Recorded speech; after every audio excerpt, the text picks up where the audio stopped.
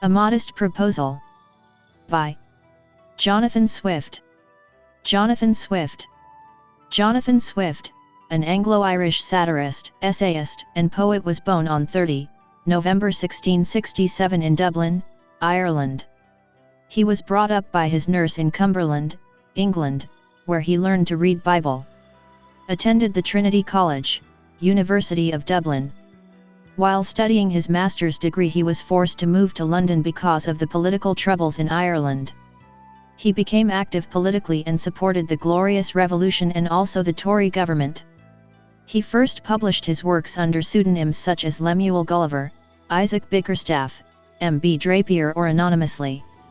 Died on October 19, 1745 in Dublin.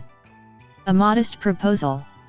Originally titled, A Modest Proposal for Preventing the Children of Poor People from Being a Burthen to Their Parents and Country, and for Making Them Beneficial to the Public, is a Juvenalian satirical essay published anonymously by Swift in 1792. The essay mocked the heartless attitude towards the Irish poor people. The work was aimed at the aristocracy and they responded in turn. Summary. Jonathan Swift, in this essay, gives a solution for the poverty-stricken Ireland through an irony.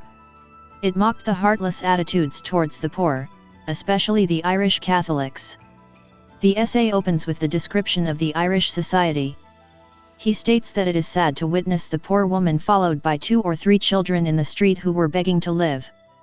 Everywhere in the nation one can find the beggars who were helpless and were forced to beg to survive. Jonathan Swift is affected on seeing the sufferings of these kids, and he opines that it is the government which must provide some sort of option to the poor and downtrodden. Instead of charging their parents, something must be done. He proposes a scheme to solve this problem which may avoid the expense than the shame which would move tears. He gives us a rough calculation of about the mothers who were considered to be the breeders.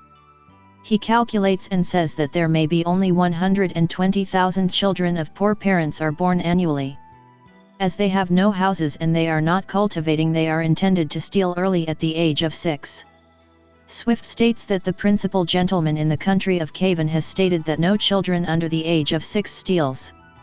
From the merchants he heard that a child of 12 years old is not a saleable commodity and will not yield above £3. Now Swift is giving his proposal to overcome this problem.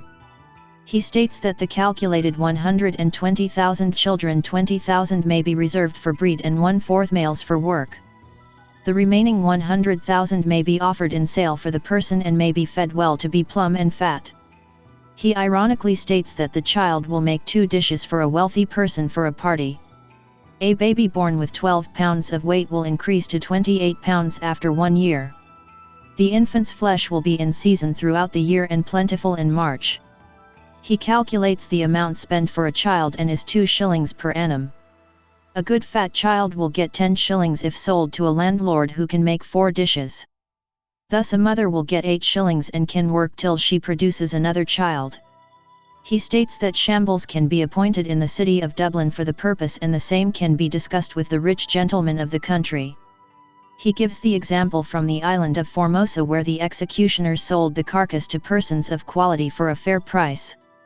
The old are dying and the healthy young youth are struggling because of unemployment, and he observes the reason. If his suggestion is executed, then it would greatly lessen the number of the papists, the principal breeders of the nation. The next is the poor tenants will have something valuable of their own.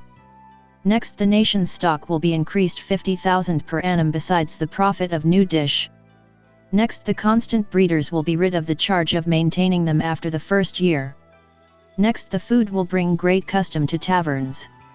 Then the scheme will increase the care and tenderness of mothers towards their children, and men would become fond of their wives as they give birth to babies. He calculates that in the city of Dublin about 20,000 carcasses can be sold.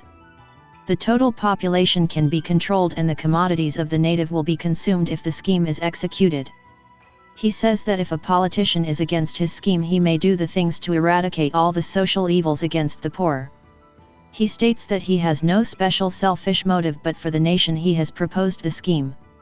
His motive is for the good of the country, to improve trade, relieving the poor and giving some pleasure to the rich. Thus the proposal is combating overpopulation and unemployment, sparing families from expenses of bringing up a child, and also provides little income. His satirical and ironical proposal will solve Ireland's social, political and economic problems than any other measure. This essay is a savage comment on England's legal and economic exploitation of Ireland.